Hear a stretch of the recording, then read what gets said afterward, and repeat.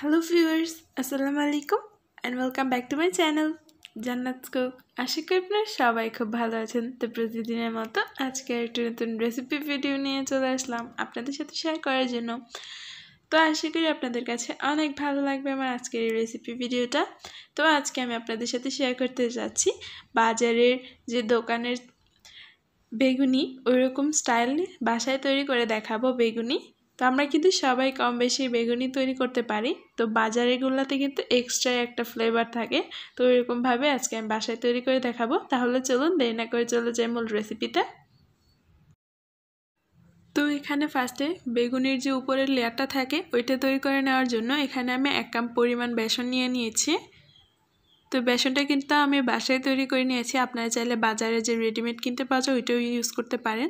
তো এখন দিয়ে দিচ্ছি 1 চা চামচের মতো মরিচের গুঁড়া, আর দিয়ে দিচ্ছি 2 চা চামচের মতো লবণ, মানে লবণটা আপনারা আপনাদের স্বাদ অনুযায়ী দিবেন। দিয়ে দিচ্ছি আবার 1 চা চামচের মতো হলুদের গুঁড়া, আর আদা রসুনের পেস্ট মিলিয়ে 1 চা চামচের মতো দিয়েছি। দিয়ে দিয়েছি 1 চা চামচের মতো জিরার গুঁড়া। এখন দিয়ে দিচ্ছি গরম মশলা, এটাই কিন্তু বাজারের মেন ইনগ্রিডিয়েন্টস, মানে ওরা গরম মশলাটা ইউজ করে দেখে কিন্তু বাজারের যে বেগুনিগুলো আছে ওইটাতে এক্সট্রা একটা ফ্লেভার আসে। তো এখন এটা মিশিয়ে নেওয়ার পর এখন এখানে আমি আস্তে আস্তে পানি অ্যাড করে দিচ্ছি। তো পানিটা যার যার বেসনের কনসিস্টেন্সি অনুযায়ী দিবেন, মানে বেসনের যতটুকু পানি টানে অতটুকু পরিমাণে দিবেন। তো আমার এখানে প্রায় হাফ কাপের থেকে একটু বেশি পানি লেগেছে। তো আমি এখন এটাকে আস্তে আস্তে মিলিয়ে নিচ্ছি।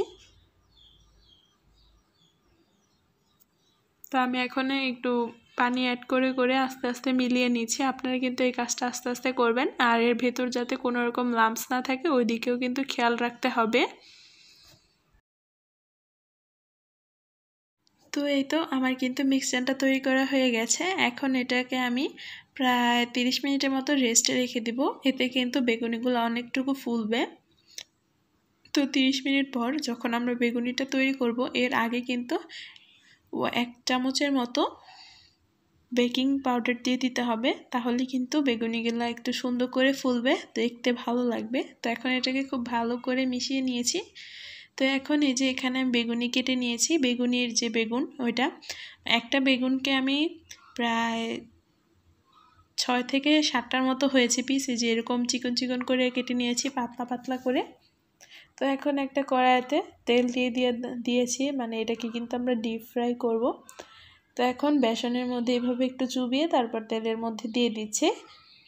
আপনারা কিন্তু এটা দেখেই বুঝতে পারবেন, এটা কিন্তু মুখে বলে দেওয়ার মতো কিছুই না। আমরা যেভাবে বাসায় রেগুলার বেগুনি তৈরি করি ওই রকমই, জাস্ট ইনগ্রিডিয়েন্টস একটু বেশি আর কি বাজারে যেটা দেয় ওইটাতে। তো আজকে কিন্তু আমি খুবই সিম্পলভাবে করে দেখালাম আর কি আপনাদেরকে। তো আশা করি আপনাদের কাছে অনেক ভালো লাগবে, আর ভালো লাগলে অবশ্যই আমার পাশে থাকবেন আর আমাকে কমেন্ট করে জানাবেন যে আমার বেগুনিগুলো কেমন হয়েছে আর আপনাদের কাছে কতটা হেল্পফুল হয়েছে। তো একে একে আমি সবগুলো বেগুনি দিয়ে দিচ্ছি।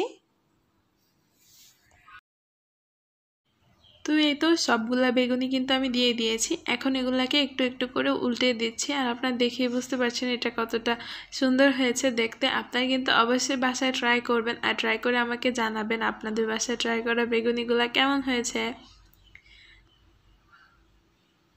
তো এরকম করে একদম একটু ক্রিস্পি মানে ব্রাউন কালারের মধ্যে, ডার্ক ব্রাউন যেটা ওইটার মতো করে নিয়েছি। এখন এটাকে আমি উঠিয়ে নিব। প্রায় 2 থেকে 3 মিনিটের মতো মিডিয়াম হিটে জাল করার পর কিন্তু এটা এমনিতেই কালারটা চেঞ্জ হয়ে আসবে, আর এর থেকে কিন্তু অনেক সুন্দর এক্সট্রা একটা ফ্লেভার বের হবে, যেহেতু এখানে আমরা গরম মশলা ইউজ করেছি। আর বেগুনিগুলো পাতলা পাতলা করে কাটার ফলে কিন্তু তাড়াতাড়ি এগুলো ফ্রাই হয়ে যাবে। তো এই তো খুব অল্প সময় কিন্তু আমরা তৈরি করে নিয়েছি এত মজাদার একটা বেগুনি। তো আমরা কিন্তু বাজার থেকে কিনে না এনে বাসায় এভাবে তৈরি করে কিন্তু একদম স্বাস্থ্যকর উপায় খেতে পারি।